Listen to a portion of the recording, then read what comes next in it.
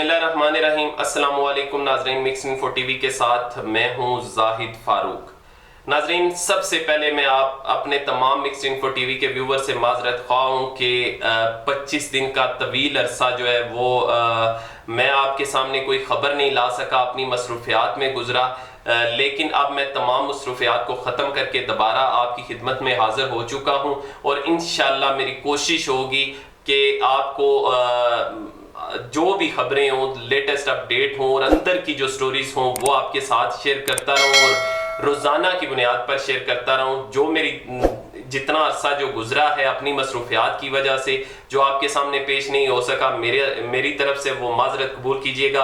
आज बहुत ही अहम खबर आपके साथ शेयर करने जा रहा हूँ, वो ये है कि मरियम नवाज आगे चलकर बहुत बड़ा धमाका करने वाली हैं। बहुत ही अहम मरहला आने वाला है सियासत में और मरियम नवाज ने दोबारा से अपने मोर्चों को संभाल लिया है।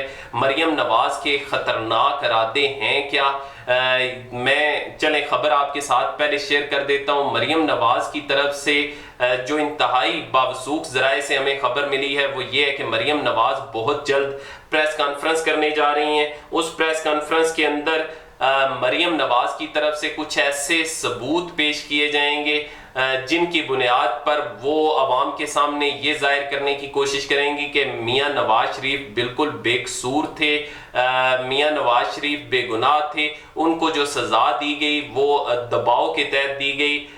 जो जजेस थे या जो एहतसाब अदालत के जज थे अरशद मलक, उनकी वीडियो रिलीज करने जा रही हैं। एक और वीडियो रिलीज करेंगी जिसमें वो मियां नवाज शरीफ के साथ बैठे हुए होंगे, मौजूद होंगे और वो मियां नवाज शरीफ को बता रहे होंगे कि हुजूर आप तो बेगुनाह थे, लेकिन मुझे दबाव में आकर मेरे ऊपर दबाव था कि आपको सजा दी जाए, जिसकी वजह से मुझे आपको सजा देनी पड़ी।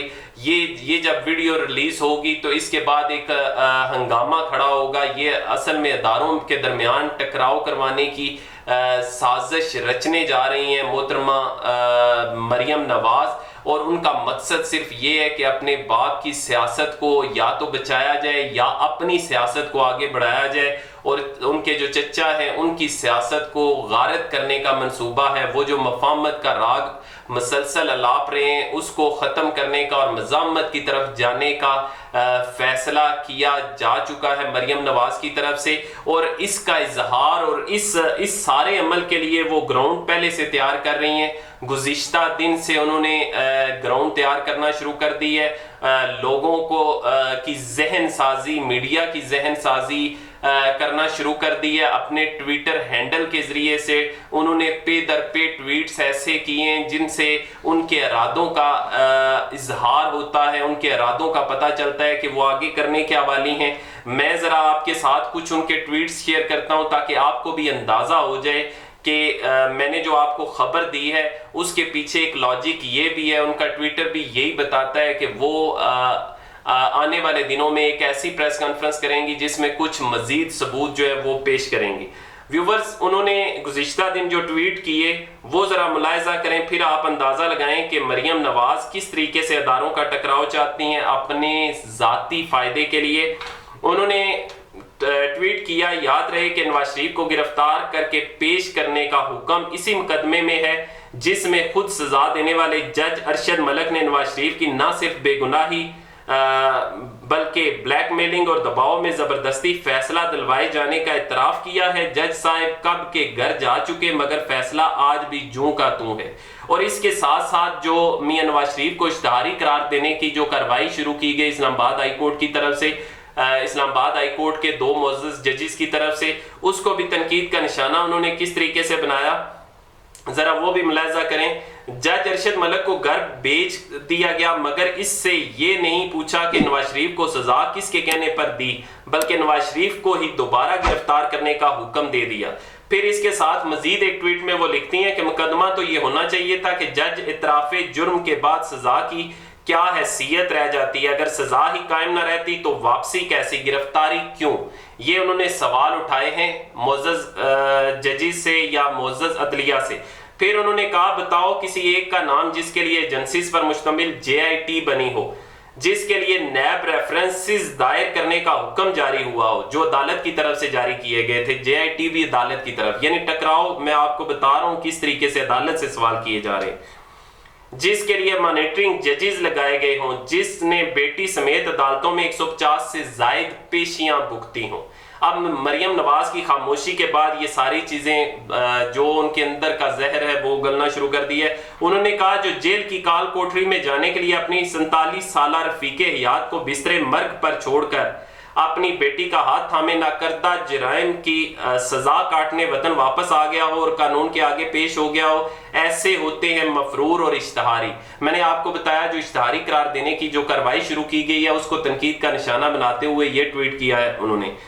फिर उन्होंने कहा मुझे बखूबी अंदाजा है कि सियासतदानों की तरह मोअज़्ज़ज़ जजेस पर भी दबाव है। अब खुद ही कहना शुरू कर दिया है कि दबाव है, लेकिन दूसरी तरफ अगर देखें तो मरियम नवाज की ये ट्वीट और मरियम नवाज की तरफ से जो मुबैना तौर पर या मुमकिना तौर पर प्रेस कॉन्फ्रेंस होने वाली है, असल दबाव का जरिया तो वो है। लेकिन वो कहती क्या है, मुझे बखूबी अंदाजा है कि सियासतदानों की तरह मुअज़्ज़ज़ जजेस भी दबाव में हैं, इनके फैसले कह रहे हैं कि वो दबाव में हैं, मगर क्या मुअज़्ज़ज़ जज हजरात को इस किस्म के अदलिया दुश्मन वारों के सामने दीवार नहीं बन जाना चाहिए, ये सवाल उठा रही हैं। और एक जगह और कह रही हैं कि और क्या दूसरे मुअज़्ज़ज़ जजेस को जस्टिस शौकत सिद्दीकी और जस्टिस काजी फायज ईसा की तरह इंतकाम का निशाना बनने से बचाना नहीं चाहिए। अब ये जो दूसरे जजेस हैं, 2 जजेस हैं, उनको गोया इस तरह साबित करने की कोशिश कर रही हैं कि वो उनके प्लेटफॉर्म से आए हैं या मुस्लिम लीग नून से उनका तल्लक है, जबकि तमाम जजेस जो हैं वो पाकिस्तान के जजेस हैं। अब एक जगह और ये कह रही हैं, मोअज़्ज़ज़ चीफ जस्टिस ने खुद फरमाया कि दबाव का शिकार जजेस अवाम को इंसाफ नहीं दे सकते, हमारे निज़ाम इंसाफ के बारे में इससे बड़ी गवाही क्या होगी। अब जो चीफ जस्टिस का बयान है उसका सहारा उसको मोल्ड करने की कोशिश कर रही हैं कि वाकई जजेस दबाव में हैं, जबकि वो उन्होंने दूसरे पैराए में कहा था हमारे निज़ाम इंसाफ के बारे में इससे बड़ी गवाही क्या होगी। अवाम तो कुछ अरसा और ना इंसाफी भुगत लेंगे, लेकिन मुअज़्ज़ज़ जज साहबान को बैरूनी दबाव से कब और कैसे निजात मिलेगी, यहाँ भी सवाल उठा रही हैं ये। फिर चीफ जस्टिस साहब से ये कह रही हैं जी कि जनाब चीफ जस्टिस साहब, क्या आप इस बैरूनी दबाव के बारे में अवाम को कुछ बताएंगे कि कौन इंसाफ की राह में रुकावट बना हुआ है और किसके सामने जज साहबान बेबस हैं। व्यूवर्स, ये मरियम नवाज की तरफ से चीफ जस्टिस साहब को मुखातब करके कहा जा रहा है। अब मैं 2 ट्वीट इनके मजीद आपके साथ शेयर कर दूंगा ताकि वो सारा मुकदमा जो मैं आपके सामने रखना चाहता हूँ वो बिल्कुल वाज़ेह हो जाए। एक जगह पे और वो कहती हैं जी, मोहतरम चीफ जस्टिस साहब, ये तकलीफ दे सफ़र कब तमाम होगा। निज़ाम इंसाफ को अपने मकाम तक पहुँचने के लिए कितने बेगुनाह कौमी रहनुमाओं और आइन, कानून और इंसाफ पर चलने वाले मुअज़्ज़ज़ जजों की कुर्बानी चाहिए होगी। और साथ ही एक और जो लास्ट में आपके साथ शेयर करने जा रहा हूँ, मुअज़्ज़ज़ चीफ जस्टिस साहब, नवाज शरीफ ने पहले भी अपनी जान हथेली पर रखकर अदलिया की आज़ादी की जंग लड़ी थी और आज भी जब अदलिया को दबाव का सामना है तो हम पीछे नहीं हटेंगे। अदलिया को जो भी दबाव में लाने की कोशिश करेगा हम हर कीमत पर इसका रास्ता रोकेंगे। अब बीबी मरियम से कोई पूछे कि अदलिया को दबाव में ला कौन रहा है, उनकी जो एक्टिविटीज़ हैं, जो उनके ये ट्वीट्स हैं, क्या ये अदलिया पर दबाव डालने की एक कोशिश नहीं है, एक साजिश नहीं है। अदलिया तो अपने तौर पर फैसले दे रही है, लेकिन जब उनके खिलाफ कोई भी फैसले आने शुरू होते हैं तो दोबारा ये अदलिया के खिलाफ बयानबाजी शुरू कर देते हैं। जब अदलिया की तरफ से इजाज़त दी गई मियां नवाज शरीफ को बाहर जाने की तो तब तो ये गुन गाना शुरू हो गए। अब जब मियां नवाज शरीफ अदालत में पेश नहीं हुए तो अदलिया की तरफ से उनको इश्तहारी करार देने की मुहिम शुरू की गई है, उस पर इनको तकलीफ हो रही है और दोबारा ये अदलिया को तनकीद का निशाना बनाना शुरू कर दिया। व्यूवर्स, यही है इनका अंदाज़े सियासत। मजीद आपके साथ डिस्कशन होती रहेगी। मैं आपसे गुजारिश करूंगा जिन दोस्तों ने अभी तक हमारा चैनल सब्सक्राइब नहीं किया, सब्सक्राइब करें, बेल का आइकन जरूर दबाएं। मुझे इजाज़त दें, अल्लाह हाफिज़।